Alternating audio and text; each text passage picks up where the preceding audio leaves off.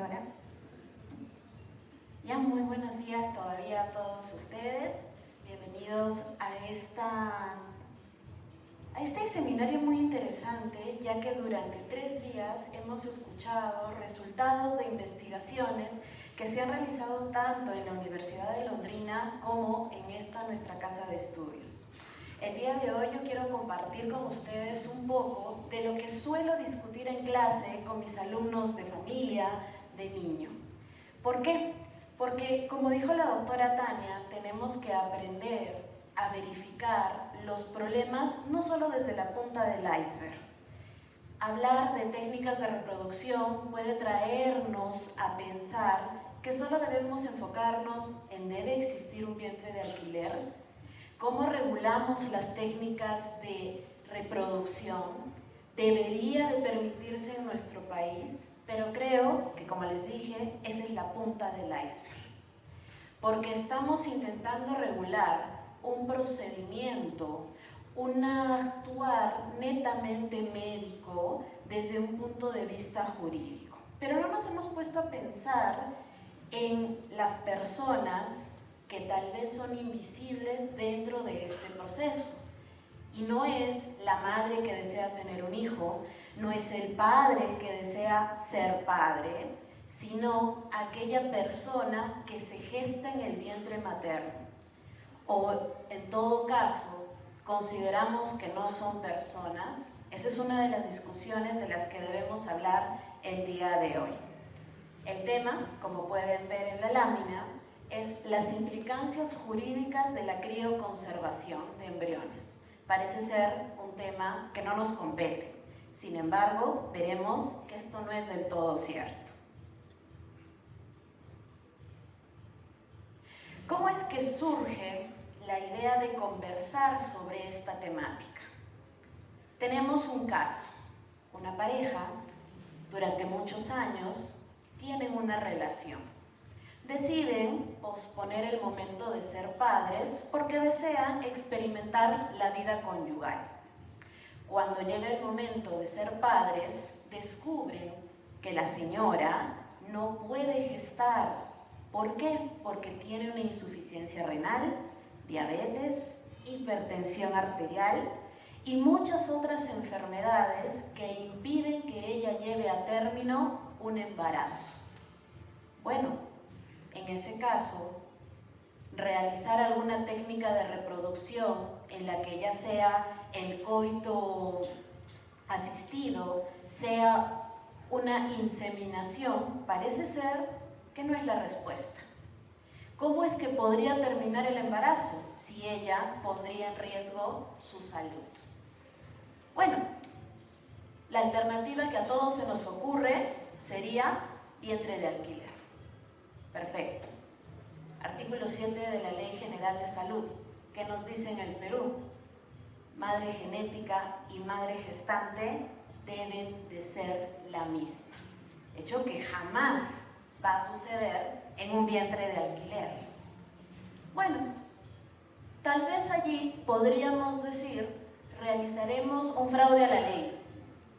Trabajaremos el vientre de alquiler de una manera disimulada, iremos a una clínica de reproducción, haremos que nos concedan un certificado de nacido vivo en el que figure un dato inexacto, pero van a surgir problemas a raíz de esto.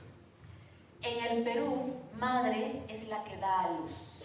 En un vientre de alquiler, ¿quién será la madre? ¿La que pagó o la que estuvo 9, 8 o menos meses gestando este nuevo ser? Obviamente, la madre contratada. Eso es lo que pasó en este caso. Contrataron un vientre. ¿De quién? La abuela. La abuela se prestó para realizar este procedimiento, creo yo, para evitar un costo excesivo, para realizarlo por amor a su hija, ya que si dio la vida a la hija, qué mejor que dar la vida a su nieto o nieta. El problema no radica allí. Nació una niña. La niña, al momento de nacer, fue registrada teniendo como madre a la abuela y como padre al yerno. ¿Qué dijo la madre? Esto no es una verdad biológica. Esta niña es producto de mis óvulos. Es hija mía y de mi marido. Podríamos identificar que aquí hay una inexactitud. ¿Qué hizo la señora? Fue al Poder Judicial. Al Poder Judicial presentó una demanda de impugnación de maternidad. No es el momento de discutir que la impugnación de maternidad solamente puede operar cuando hay una suplantación de embarazo o cuando hay un intercambio de menores. ¿Sucedió esto en este caso? ¿No se llevó a cabo un embarazo? 9 meses estuvo embarazada. ¿Se cambió de niños? No, es la niña que dio a luz. Pero aquí veo muchos estudiantes que de seguro saben que el juez ante vacío no puede decirle a la parte, regresen 5 años que regule esto. No, tiene que dar una solución. La jueza dijo, bueno, me parece que aquí la solución es muy rápida. Examen de ADN. Y en los resultados del ADN, ¿qué apareció? La demandante era la madre y su esposo era el padre. Hasta allí ustedes dicen, solucionado el problema. Perfecto. Pero no terminó allí. Como toda historia novelesca, tiene un trasfondo mayor. La jueza dijo, me he enterado que hay embriones que están congelados en una clínica. Estos embriones, si yo aplico lo que dice la Convención de Derechos del Niño, si yo aplico lo que establece la Constitución Política, el Código Civil, el Código de Niños y Adolescentes, es un ser humano, es un niño. Y como niño, yo como jueza, no puedo dejar abandonado a esos 3 embrioncitos que están congelados. En ese caso, ¿qué dijo en su sentencia? Señora demandante, tiene usted el plazo de 2 años para hacer viables esos embriones. Pero la demandante fue para que indicaran que la niña que había nacido era su hija, no para que le obligaran, en buena cuenta, a que en 2 años volviera, ya sea a embarazar a su madre o buscar otra persona para hacer viables esos 3 embriones. En ese caso, tampoco terminó allí el proceso.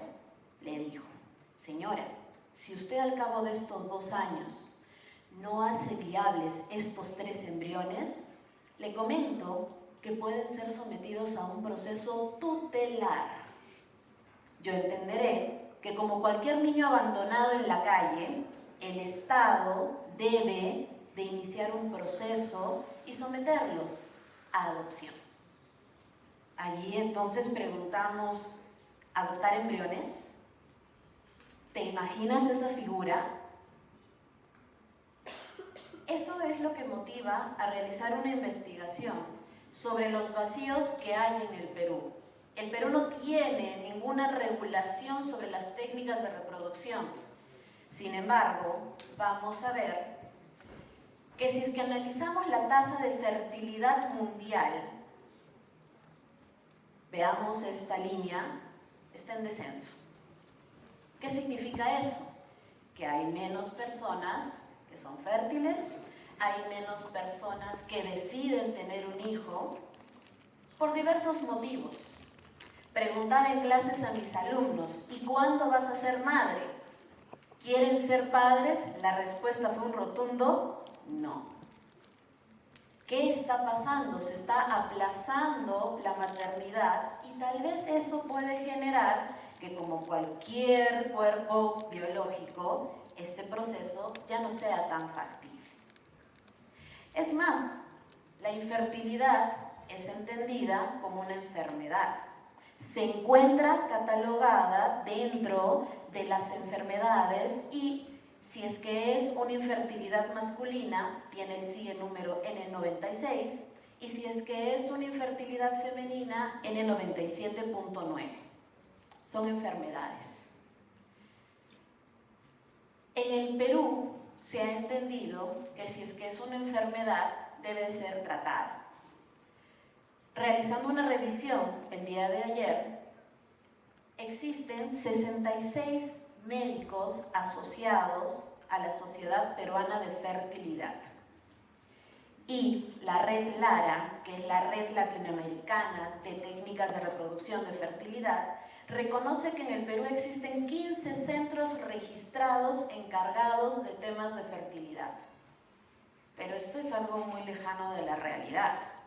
A 400 metros de nuestra universidad tenemos un centro de fertilidad, que si es que revisamos los servicios que ofrece, brindan crioconservación de óvulos, crioconservación de espermatozoides, técnicas de reproducción simples, complejas.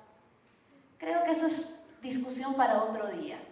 Si es que todas estas técnicas, todos estos médicos están siguiendo los procesos que establece la norma, que sí hay unas cuantas. Si es que esto es bioéticamente correcto, será tema de una nueva conversación que tengamos. Pero sobre el caso que les comentaba al inicio, vemos que cotidianamente existen dos grandes tipos de técnicas de reproducción. La inseminación artificial, que no supondría muchos problemas, ya que la madre que va a gestar el embrión va a ser la que figure como madre, pero creo yo que el problema radica en la fertilización in vitro. Como es un procedimiento que requiere la creación de embriones y en algún proceso de implantación solo se pueden implantar, de acuerdo a guías médicas, entre 2 a 3 embriones, van a quedar embriones supernumerarios. Como en el caso que hemos estado viendo, la señora tenía 3 embriones sobrantes. Ahora, ¿qué es lo que sucede en el Perú? Tenemos una Ley General de Salud de 1997 a 2024, creo que mucho ha cambiado, que no se ajusta tal vez a la realidad. Tenemos las guías de práctica clínica y procedimientos del Servicio de Medicina Reproductiva, que sí fue un acierto del año 2021, que contiene 11 guías de práctica clínica y 8 guías de procedimiento, que a grandes rasgos solamente mencionan de que hay 2 tipos de procesos, aquellos que son asistidos y aquellos que son dirigidos para las parejas. Otro día también conversaremos si es que esto solamente es para parejas o se habilita para personas solteras. Pero creo que aquí el gran dilema es, si existen embriones supernumerarios, primero, ¿debo proteger al embrión? Segundo, ¿cuál debe ser este destino? ¿Será tan fácil como cuando una comida se echa a perder, la descongelo y la boto? ¿O cuando tengo comida de más, voy, toco la puerta de mi vecino y le invito un plato de comida? ¿Podría donar este embrión a un amigo o una amiga? Y finalmente, ¿el Estado debería de tener algún tipo de rol en esto? ¿O dejamos a una decisión privada? Para responder a estas interrogantes, eso también para algunos alumnos que tengo en familia va a parecer algo que ya hemos visto en clases, porque hemos comentado sobre, ¿y el concebido debe de ser sujeto de protección? Hemos analizado muchas veces el caso Camila, las recomendaciones que da el Comité de Derechos Humanos frente a esta situación de aborto terapéutico y muchas implicancias que puede tener. Pero podríamos llegar a concluir que tenemos pactos internacionales, como el Comité, como la Convención Americana de Derechos Humanos, que ya precisan que en el Perú, en el mundo, en América Latina, el embrión tiene una protección. Bien, hasta allí parece ser todo claro. El Perú ha ido un paso más adelante. No solo le da protección al embrión, lo considera un sujeto de derechos.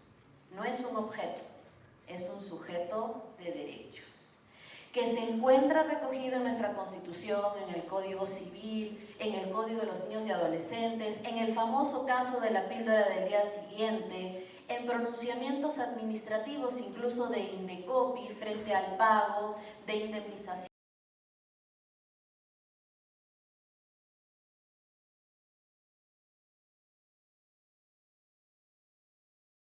Pero si es que debo proteger al embrión, no me explico hasta el día de hoy por qué las técnicas de reproducción no están reguladas. Parece contradictorio. Como Estado, protejo al embrión, pero no regulo las situaciones en las que este embrión podría estar en peligro. Sí, creo que el debate se centra en si debe haber o no debe haber un aborto. Creo que hasta ahí ha llegado la protección. Por más que estemos de acuerdo o en desacuerdo, pero no hay una regulación que vaya más allá. Para poder responder esta pregunta, un mecanismo, ya que no tenemos regulación en el país, debe de ser revisando experiencias comparadas.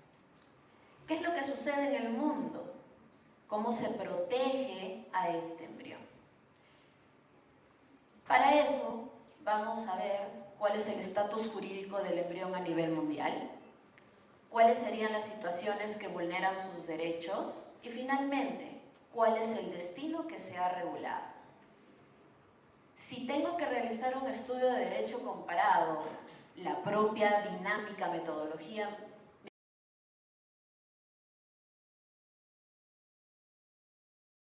voy a compararé el embrión y las técnicas de reproducción.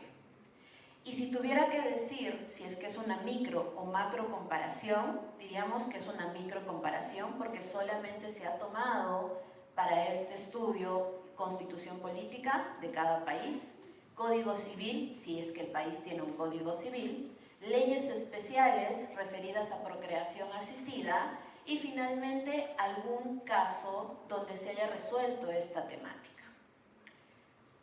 Si realizamos una revisión general, tenemos que, dividiendo entre los continentes, para este estudio se han tomado 15 países de América, 3 países de Asia, 7 países europeos y 1 de Oceanía. Con la finalidad de tener un panorama general, tal vez ustedes preguntarán, pero nosotros, como me han enseñado, vamos por un sistema civil con ciertas particularidades, pero otros países, Europa, doctora, no tienen mucho de similitud con nosotros. Vamos a ver que no es del todo cierto. Europa y Oceanía igualmente. Ustedes pueden ver aquí un mapa. En el mapa se han identificado de los países que son parte de esta muestra 3 criterios que suelen tener. 1. Tenemos un sujeto de derechos, Estado peruano. Tenemos también países que le dan una protección, pero sin llevar al concebido a la categoría jurídica de sujeto. Sería un objeto privilegiado, sería un ser humano en formación que debe de tener una protección. Pero también existen países que no otorgan protección alguna. Es más, no existe mención del embrión, del concebido, de una persona en gestación, ni en su Código Civil, ni en su Constitución. Los países que suelen otorgar una protección dividen esta protección otorgando 2 categorías de derechos. Derechos patrimoniales y derechos extrapatrimoniales. Podemos ver en la tabla que en América del Sur, sobre todo, se tiende a otorgar muchos más derechos extrapatrimoniales que en otro continente. En el caso de los derechos patrimoniales, como ven también en la tabla, parece ser que la situación es más o menos homogénea, pero siempre en América del Sur tenemos un interés mayor hacia el concebido y sus derechos. Pero ¿por qué tenemos que traer a colación esta situación? Porque si es que partimos de la existencia de derechos extrapatrimoniales, un derecho extrapatrimonial sería el derecho a la vida. Un derecho extrapatrimonial es el derecho al desarrollo, que está íntimamente relacionado con el de la vida. Los países, en las exposiciones de motivos, en la resolución de sus casos, llegan a concluir que debe protegerse al embrión frente a situaciones que podrían vulnerar sus derechos, que son manipulación genética, el diagnóstico preimplantacional, un tema muy discutido en España hace algunos años, que cuestionaban que esta dinámica era una alteración al propio ser humano. ¿Estaríamos generando humanos a la carta, en las que yo puedo identificar cómo quiero que sea mi hijo? En el Perú está incluso prohibido, diríamos de alguna forma, muchas prácticas en cuanto a la procreación asistida. Clonación de embriones. Parece extraído de una película de ciencia ficción, pero no es del todo cierto. Si es que echamos una mirada hacia las ciencias médicas, vamos a encontrar que hace algunos años incluso se ha podido crear un embrión con 3 fuentes de ADN, 2 masculinas y una femenina. Ese embrión tendría 3 padres, discusión para otro día. Pero clonar embriones podría ser la alternativa frente a la pérdida de un ser querido. Muchos temas que pueden ser controversiales. Y el que nos reúne hoy, la crioconservación indiscriminada. ¿Cuánto tiempo podría estar crioconservado? Estudios a nivel médico establecen que a partir de los 15 años existe una posibilidad incluso del 20% de que este embrión, cuando sea implantado, pueda tener algún tipo de tara. 15 años. Bueno, regulemos hasta 15 años. Pero yo pienso, al igual que la jueza, si es que este es un niño que debe de ser protegido, ¿se imaginan congelar a tu hijo 15 años? Hoy no estoy lista para ser madre. 15 años congelado hasta que yo quiera atenderte. Hoy está siendo muy molestoso. 15 años te congelo. No parece ser algo lógico, correcto, acertado. Pero el Estado peruano no tiene una regulación. No nos dice ni sí ni no. Tanto es así que, como les dije, tenemos muchísimas clínicas de fertilidad. Incluso clínicas mucho más grandes, hasta, como dato interesante, ESalud tiene un programa de fertilidad. Pero un programa de fertilidad que tiene una serie de pasos y requisitos muy complicados, dentro de los que están una evaluación socioeconómica. Si es que el padre puede o no puede sostener a los niños. Entonces, ¿la pobreza significa infertilidad? Nuevamente, discusión para otro día. ¿La pobreza impide que accedamos a salud? Parece ser que en nuestro país esto sí sería así.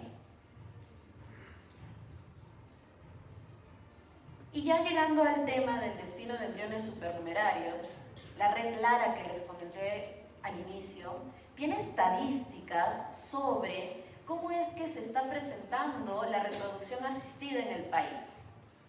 Estos datos son, si bien es cierto, de 2017, cuando existían solamente 12 centros y hemos visto que hoy en día son más. Vemos que se han realizado 6.779 procesos de fertilidad asistida. Decir que no existen embriones supernumerarios en el Perú, entonces, es una mentira. Sí existen. Están en suspenso. Son personas, pero aún no con vida, aún no protegidas. ¿Cuál es el problema frente al destino de embriones supernumerarios? Supongamos que tú te sometes a un proceso de fertilidad. Tienes éxito. Tienes un hijo, 2 hijos tal vez. Ya no quieres tener más hijos, pero tienes un embrión congelado.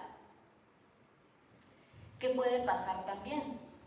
Tienes una relación estable, pero de un momento a otro el amor también puede acabar. Los problemas pueden surgir y ya no continúan con el proceso, pero ya existe un embrión crioconservado. ¿Qué hacemos con estos embriones? ¿Dónde van? Como la jueza mencionó, ¿los sometemos a una adopción? ¿Los elimino? A nivel mundial, son varios los países que ya se han preguntado y sobre todo respondido a esta misma cuestión. El día de ayer actualizaba mi tabla y agregaba 3 leyes de Brasil, que analizándolas y evaluándolas pareciera que ya han solucionado un problema peruano. Porque desde el año 2006 y con varias reformas, y solo he considerado 2, del 2017 y el 2021, han regulado qué hacer con los embriones, cuánto tiempo deben estar crioconservados, a quién le compete esta decisión. Pero no es el único caso. A nivel de nuestros países hermanos, también tenemos a Uruguay, tenemos a Argentina. España puede ser el país que usualmente se toma como referente, pero si hacemos una revisión a profundidad, no es el único que ha resuelto aparentemente esta situación. ¿Cuál es el destino que se da a estos embriones? Desecho. Pero ¿cuándo se debe desechar un embrión? Diversas leyes, como la española, la brasilera, nos dice que solamente se deberán de desechar en la medida que estos no puedan ser utilizados en un nuevo proceso. ¿Qué quiere decir esto? Como toda ciencia puede haber errores, o el propio ser humano no llega a desarrollarse a plenitud. Si este embrión no cumple con determinadas características que generen que sea un ser humano viable a futuro, la opción sería desecharlos. Donación. Pero aquí he separado la donación de la adopción. ¿Por qué? Porque España, sobre todo, regula la donación para experimentación. Doctora, ¿eso es posible? Estamos experimentando con una persona, con una vida. Temas bioéticos, temas que generan evaluar si es que se está vulnerando estos principios de la bioética o es que el beneficio supera algún tipo de proceso que se realice. Otro de los destinos es la adopción-donación. Vendría a ser una donación, pero ligada a que este embrión a futuro será un ser humano. ¿Qué requiere? De acuerdo a la ley brasilera, requiere que haya una aceptación tanto de los padres que congelaron ese embrión como de los padres que recibirán el embrión. Pero esto podrá ser siempre así. Y si sucede como en el caso con el que comenzábamos esta explicación y la señora ya no quiere tener más hijos, pero y tampoco quiere donarle a otra persona, ¿podría someter a un proceso tutelar? ¿Qué pasaría con este embrión? Y finalmente, el destino es para uso propio. puede estar congelado. Los países establecen entre 2, 3, 4, hasta 5 años para que sea utilizado por la propia pareja. Si traemos este destino al Perú, lo primero que debemos de pensar es que tiene implicancias más allá que la ciencia médica. Primero, el contrato. ¿Qué tipo de contrato voy a firmar? Tanto el contrato de donación que realizan las personas, porque si es que es una donación, se entiende que es a título gratuito, entonces no habría un intercambio de dinero. ¿Cómo sería el contrato que deberá de suscribirse con el centro que crioconserve? ¿Hasta dónde van las responsabilidades de cada padre? Porque seamos honestos, una clínica no crioconservará gratis nada. Todo requiere un pago. Y si los padres no pagan, ¿qué hago con los embriones? Los desecho. Otros países mencionan que ante esta situación será la clínica la que decide el destino, pero antes deberá cumplir con un paso previo: ubicar a los padres, notificar a los padres, darles un plazo para que indiquen qué hacer. Y si no hay respuesta, la clínica podrá decidir. Si la clínica puede decidir, entonces podría decidir también abrir un centro de investigación y emplear los embriones para experimentos, si está en su poder de decidir. Pero en el Perú no tenemos esta regulación. ¿Qué está pasando en la realidad?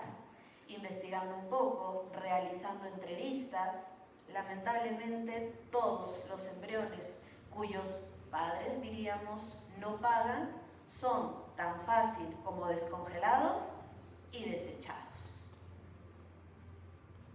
¿Y dónde está el Ministerio Público? ¿Y dónde están las ONGs? Provida. Parece ser que es un tema desconocido o que no importa a muchos. Otro punto a discutir es la filiación. El caso con el que empezamos era sobre filiación. ¿Cómo voy a determinar la identidad? Es más, un niño tiene derecho a su identidad genética.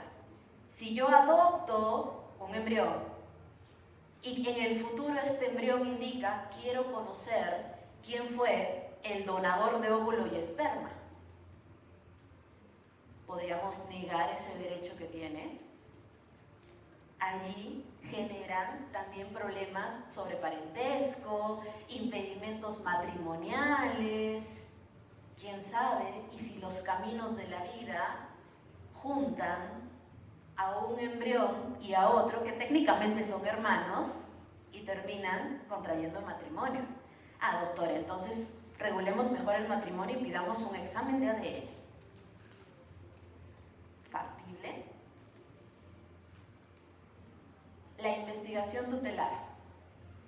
Si en nuestro país el proceso de adopción está en crisis, porque de todos los niños que están en el sistema son muy pocos los adoptados, algunos establecen que permitiendo la adopción de embriones, toda pareja va a querer adoptar un embrión, porque va a generar ese lazo en el embarazo con ese futuro hijo, lo que no sucede con un niño de 1 año, 1 mes, 2 meses que tú adoptas. Dejando de lado que podrían reducirse las adopciones, ¿está nuestro sistema preparado? Si tenemos serios cuestionamientos hacia los plazos, hacia las instituciones, tal vez y primero sería necesaria una reforma integral. La adopción de embriones en sí misma, en ese caso, generaría un proceso diferente, porque no podríamos aplicar los mismos procedimientos. Porque en el proceso de adopción existe una etapa de adecuación, en el que existe un asistente o asistenta social que va hacia las familias y verifica cuál es el nivel y cómo se está llevando la integración. Yo pregunto, si adopto un embrión, ¿durante 9 meses podré hacer ese seguimiento? ¿Podré ver cómo es que este niño se está adoptando a la familia? No, tendría que ser posterior. Y no podría tener esa oportunidad de evaluar tal acogida que tendría. Y finalmente, a lo largo de todas estas ponencias hemos descubierto la precariedad del sistema. Sistema en el Poder Judicial, precariedad de la propia sociedad. ¿Estamos preparados? Pienso que no por miedo a errar debemos dejar de intentar. En ese caso, debe de darse una regulación. Intentos que en el Perú se vienen dando desde el año 2000. Incluso el año pasado tuvimos un nuevo proyecto de ley que, si bien es cierto, tiene aspectos cuestionables, como el hecho de que solamente una pareja consolidada pueda acceder a estas técnicas, o que haya un límite de edad entre los 39 y 40 años, que parece no ser el común denominador para aplicación de estas técnicas. Pero podría decir, sin miedo a cuestionamiento alguno, porque siempre va a haber, que el embrión no es un sujeto de libre disposición frente a nuestros padres o a los padres. Porque si nosotros cuestionamos y criticamos muchas veces las decisiones que se toman frente a un niño de 1 año, 2 años, 3 años, 15 años, sucede lo mismo.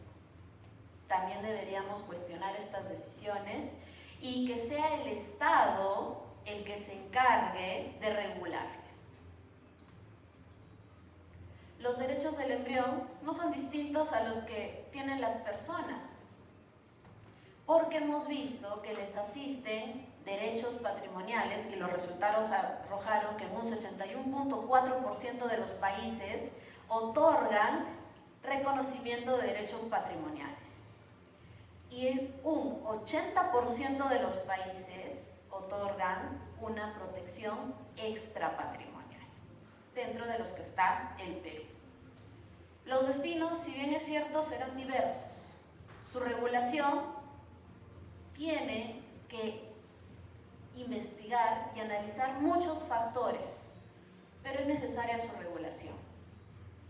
En el país son muchas las clínicas que no están registradas.